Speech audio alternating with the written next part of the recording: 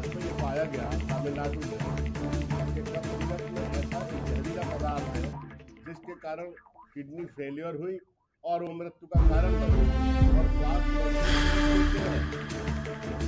स्वास्थ्य मंत्री को प्रदेश की जनता को माफी मांगनी चाहिए और प्रदेश सरकार को इस बात का संज्ञान लेना चाहिए, मुख्यमंत्री को संज्ञान लेना चाहिए।